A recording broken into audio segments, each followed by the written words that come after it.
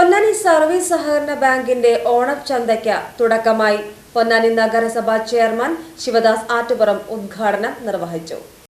അവശ്യ സാധനങ്ങൾ സബ്സിഡി ഇനത്തിലാണ് വിതരണം ചെയ്യുന്നത്. പൊന്നാനി നഗരസഭാ ചെയർമാൻ ശിവദാസ് ആറ്റുപുറം ചന്ത ഉദ്ഘാടനം ചെയ്തു.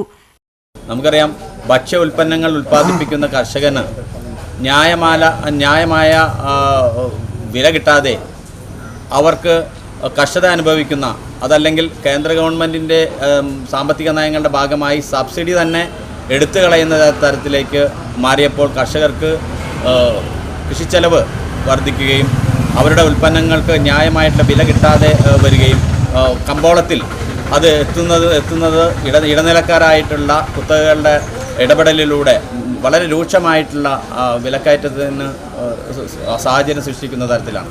അപ്പോൾ അത്തരത്തിൽ ഈ ഓണക്കാലത്ത് ഉണ്ടാകുന്ന വിലക്കയറ്റം അത് സാധാരണക്കാരനെ ബാധിക്കാത്ത തരത്തിൽ കമ്പോളത്തിൽ ഇടപെട്ടുകൊണ്ടാണ് സംസ്ഥാന സർക്കാർ വളരെ സജീവമായി തന്നെ ഓണച്ചന്തകൾ ഈ ഓണനാളുകളിൽ സജ്ജീകരിച്ചിട്ടുള്ളത്.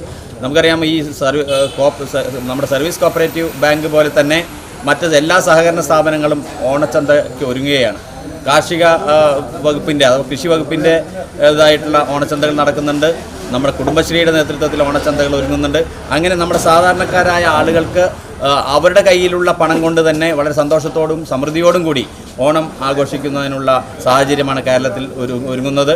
അത്തരത്തിലുള്ള ഒരു ഓണച്ചന്തയ്ക്കാണ് പൊന്നാനി സർവീസ് കോപ്പറേറ്റീവ് ബാങ്ക് ഇന്നിവിടെ തുടക്കം കുറിക്കുന്നത്. സമൂഹത്തിൽ ജനങ്ങളൊപ്പം ചേർന്ന് നിൽക്കുന്ന സഹകരണ പ്രസ്ഥാനം വളരണം.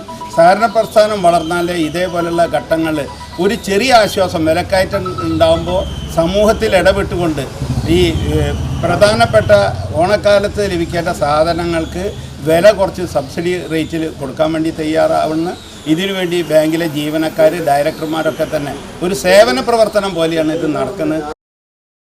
VS സുധർമ്മൻ അധ്യക്ഷത വഹിച്ചു. ടി സുഭാഷ് സ്വാഗതവും KP ജിജി നന്ദിയും പറഞ്ഞു. PGTV news Ponnani.